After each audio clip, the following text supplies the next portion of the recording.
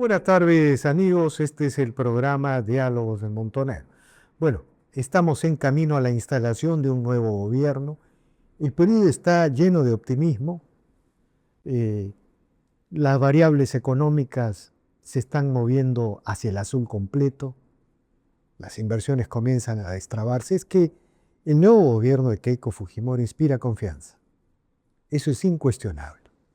Además, el estilo de gobierno de Keiko seguramente va a sorprender a más de uno en comparación con los estilos de los mandatarios de la última década. Va a haber un contraste evidente, incuestionable, de modo tal que las cosas se organizan para bien. Todo parece indicar que ese es el sentido del momento. Sin embargo, hay algunos temas que tenemos que seguir discutiendo, que tenemos que seguir reflexionando. El Poder Judicial en segunda instancia le acaba de dar la razón a Ocitrán. Ocitrán puede controlar el puerto de Chancay, tiene autoridad, tiene competencia.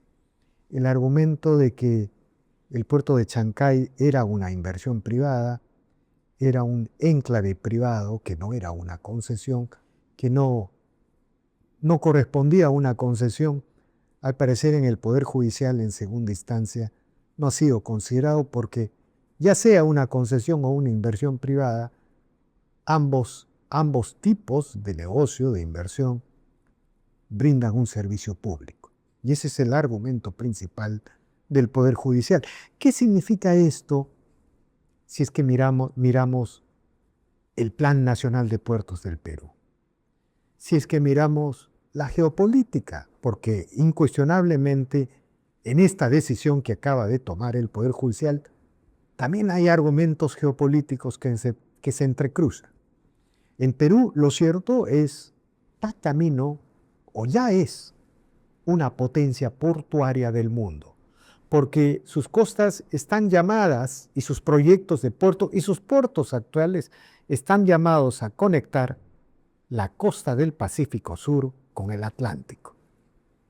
Esa es más o menos la morfología, el mandato de la geografía, como dirían algunos. Y bueno, queremos reflexionar sobre estos temas. Y el día de hoy hemos convocado a Juan Carlos Paz, permanente entrevistado de este portal. Es director de la Autoridad Portuaria Nacional. Buenas tardes, Juan Carlos, gracias por la conversación. Buenas tardes, Víctor. Gracias por la invitación. Bueno, ¿cuál es tu comentario? Y el Poder Judicial le ha dicho, Ocitrán sí tiene facultades. Sí, porque las tiene. O sea, Ocitrán como regulador tiene 26 años y si bien es cierto, fue creado para poder regular las concesiones. En un momento en el cual el Perú cambia de modelo, de un modelo de gestor a través de ENAPU a un modelo de planificador a través de concesiones, posteriormente, con la ley de puertos, nace un modelo, que es el seguido por Chancay, con inversiones que pueden ser, siendo 100% privadas, también hacer uso público. Esto obviamente no se preveía en la ley de Ocitrán, porque eso no existía. En ese momento ni siquiera estaba previsto por la ley. La ley de sistema portuario es 5 años posterior a la ley de Ocitrán. Lo que hace el Poder Judicial en segunda instancia es interpretar que al ser de uso público sí puede entrar Ocitrán. Y esa es una decisión que hay que respetar, lógicamente, porque independientemente de los temas que puedan haber en el campo portuario, es claro que Ocitrán sí tiene un rol.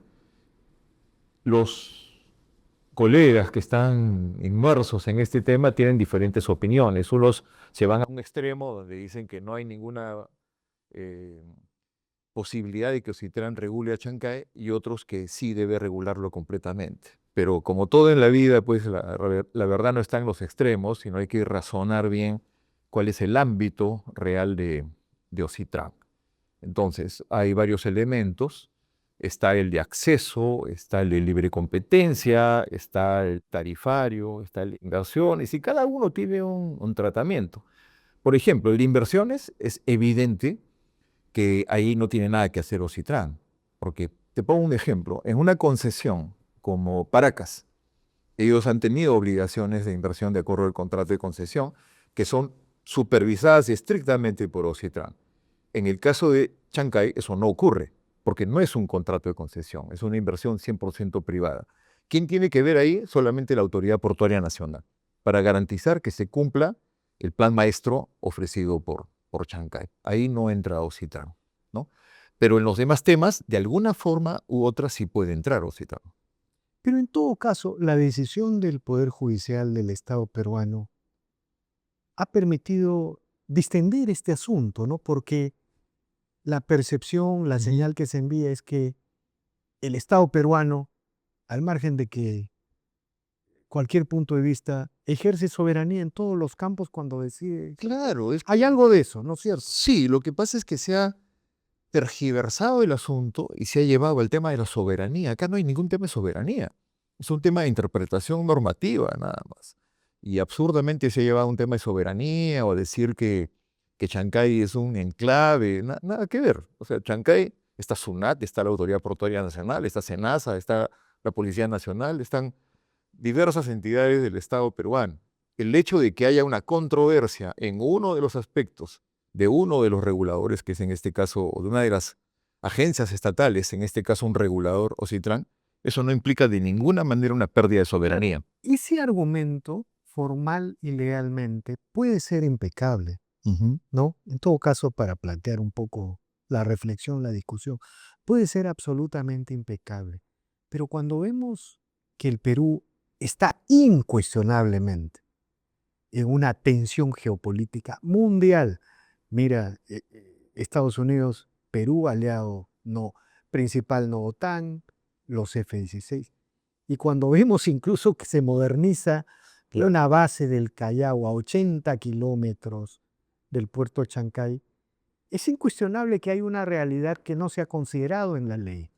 Mira, a ver, de manera muy ligera a veces se llevan los temas técnicos al plano geopolítico y hay que verlo con total calma.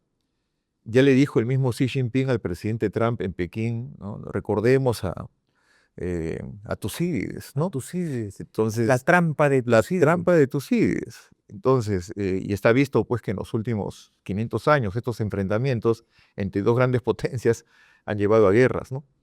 Creo que en 16 de 20 oportunidades se ha calculado eso.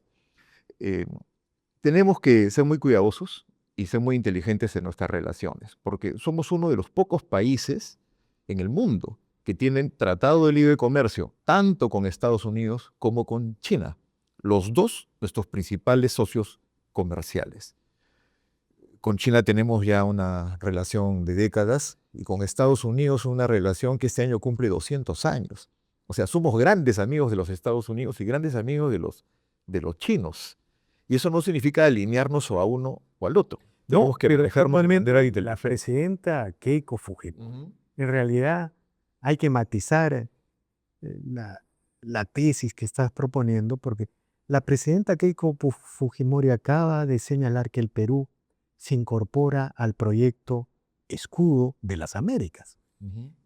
Eso es un paso inmediato a consolidar una visión geopolítica y de seguridad hemisférica con los Estados Unidos. Y si a eso le agregamos la compra de los F-16,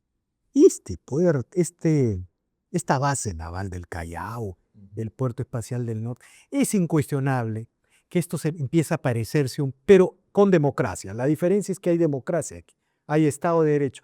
Empieza a parecerse a los acuerdos de seguridad que Estados Unidos hizo con los Tigres del Asia. Claro. Hizo acuerdos de seguridad con los Tigres del Asia, mientras que los Tigres del Asia comerciaban con todo el mundo, incluido China. Exactamente. A eso me refiero con una inteligencia. Nuestra Cancillería desarrolla una política llamada neutralidad activa, ¿no? ¿Qué significa esa neutralidad activa? No estamos alineados con ninguno de los dos. Somos amigos de los dos.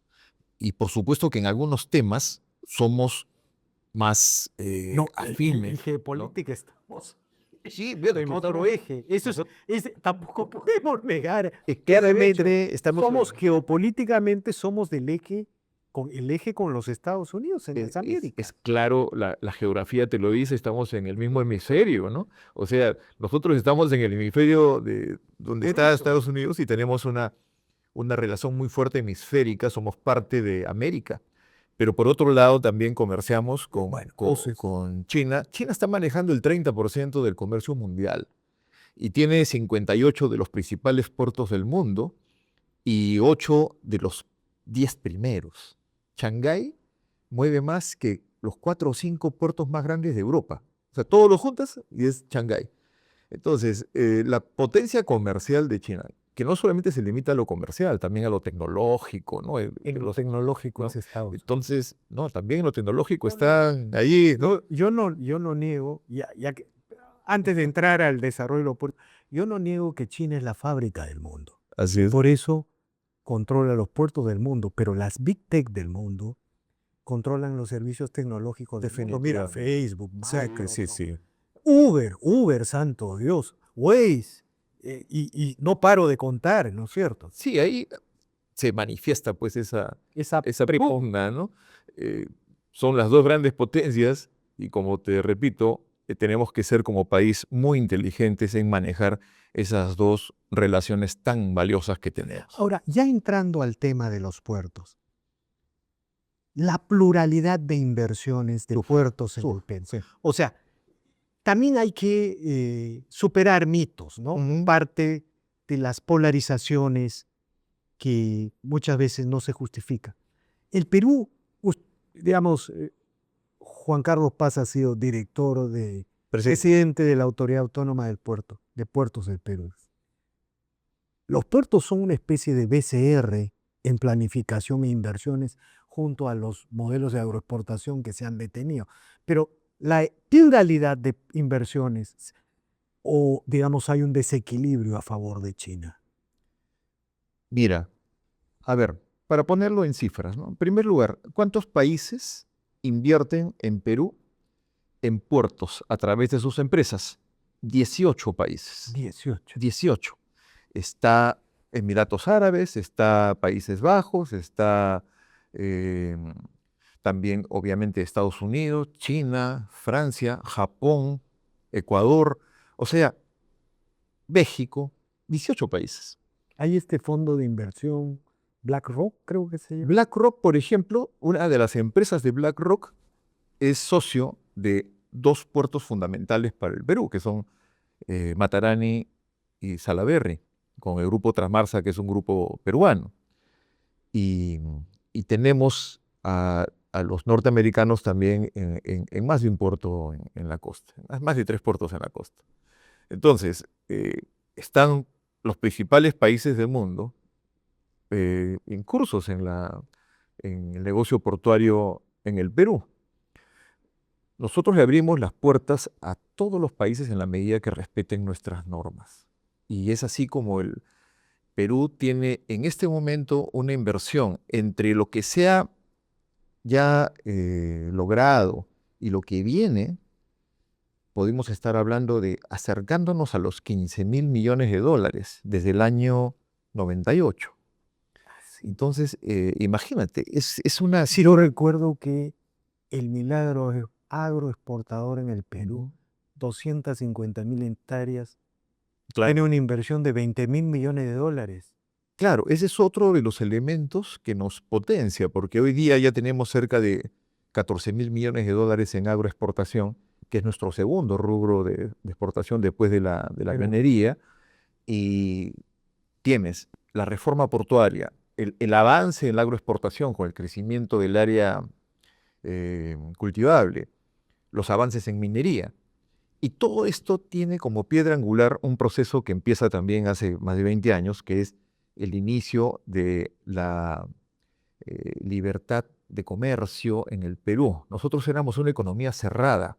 Cuando tú ves, sumas exportación e importación hasta el año 90, si mal no recuerdo era como 25%, ¿no? Economía típicamente cerrada. Hoy día no solamente tenemos 5.000 millones de dólares de superávit, sino ya estamos alcanzando los 100.000 millones de dólares de exportaciones.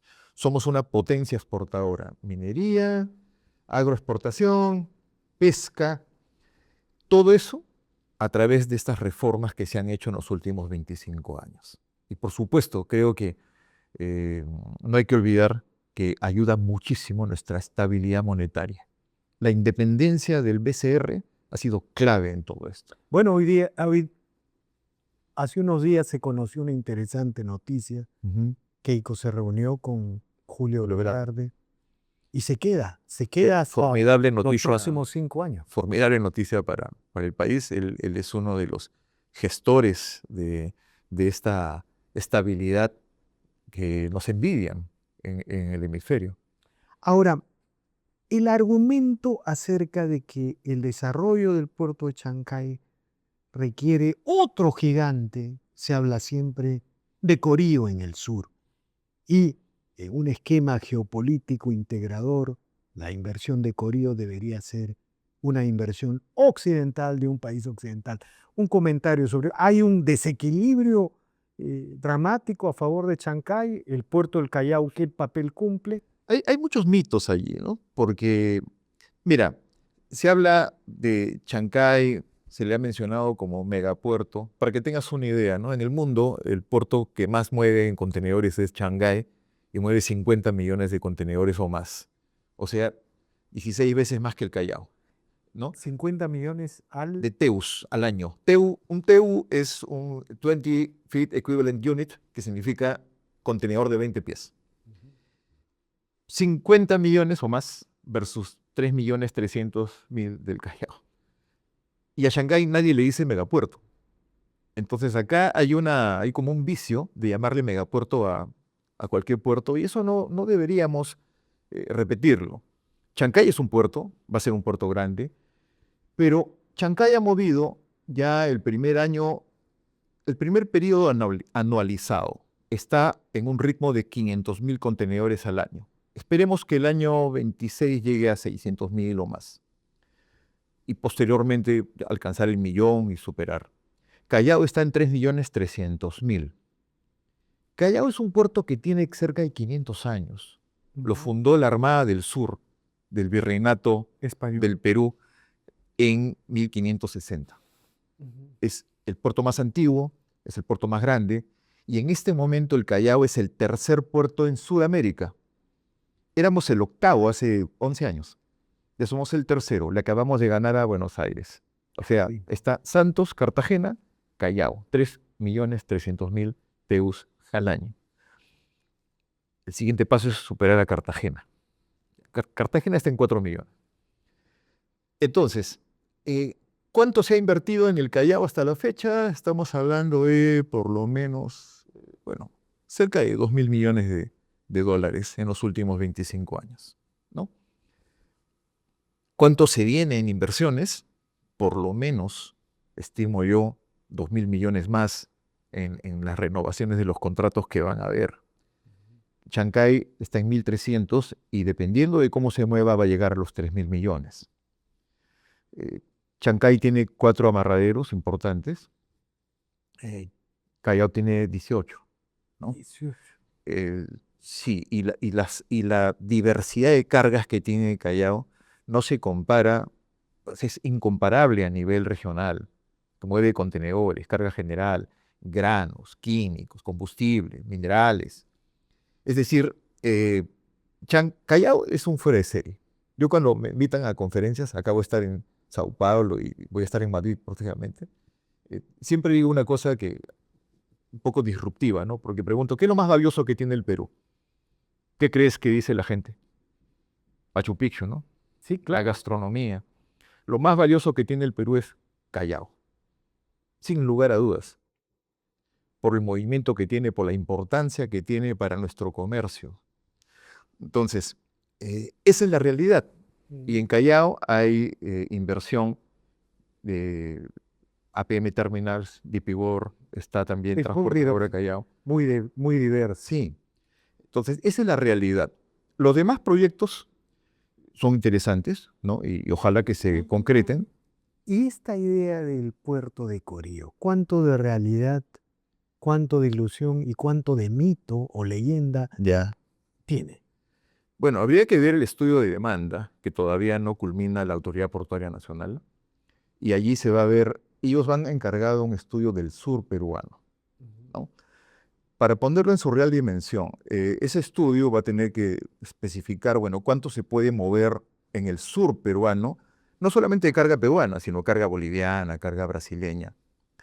Una firma brasileña llamada... No, y digamos, es que siempre cuando se habla de Corío se habla de un tren bioceánico, de una conexión con el Atlántico. Bueno, tú puedes saber muchas cosas, pero todo tiene que basarse en una realidad.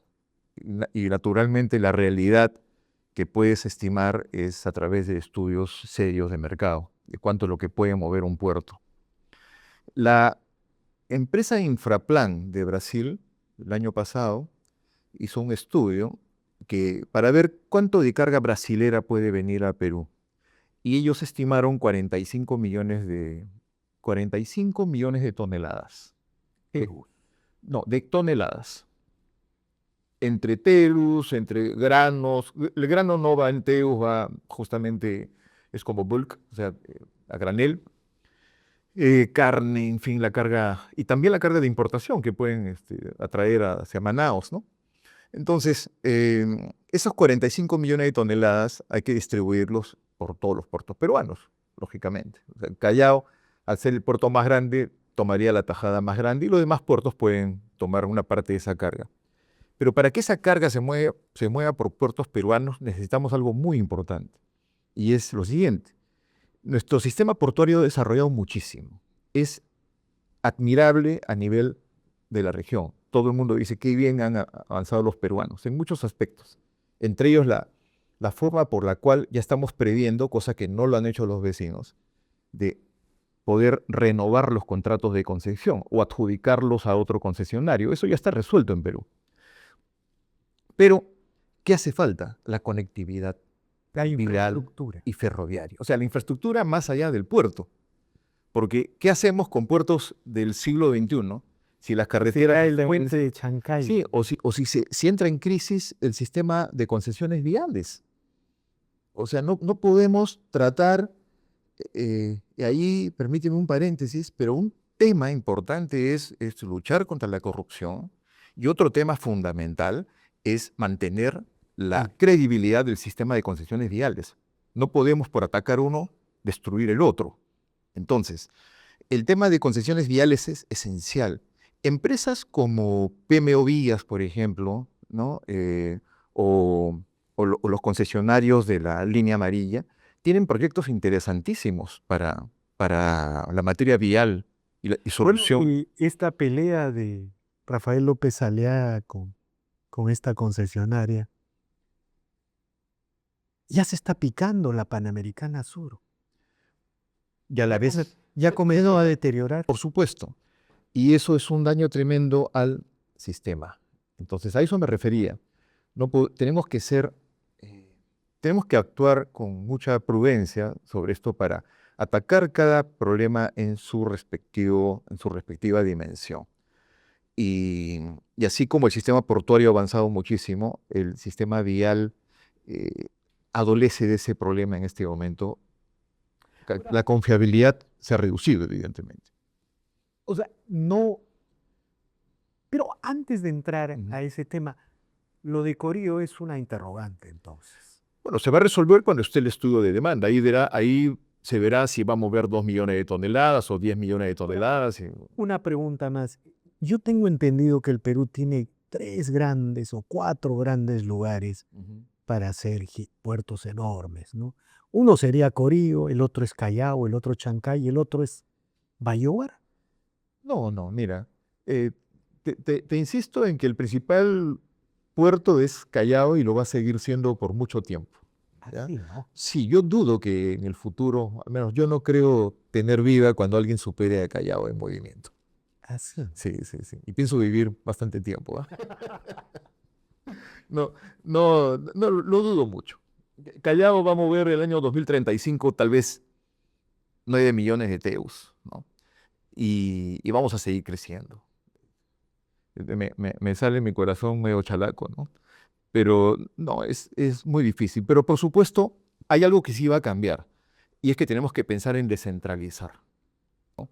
Justamente con una mejor conectividad vial, puertos. Mira, puerto de Paracas, por ejemplo. Paracas se está moviendo ya si no me equivoco, está camino a los 100.000 TEUs, ¿no? Paita ya está en cerca de 400.000 TEUs. Esto era inimaginable hace 20 años. Si yo lo decía hace 20 años, hubieran dicho que estoy loco. Ese movimiento de carga que hay en Paracas, en Paita, Salaberry, gran puerto granelero, ¿no? Matarani con una concesión ampliada, una nueva concesión en San Juan de Marcona, que nadie esperaba y que va a mover también minerales, Yurimaguas en la Amazonía. No sé si se me pasa alguno, creo que he mencionado a todos. Y ¿Por qué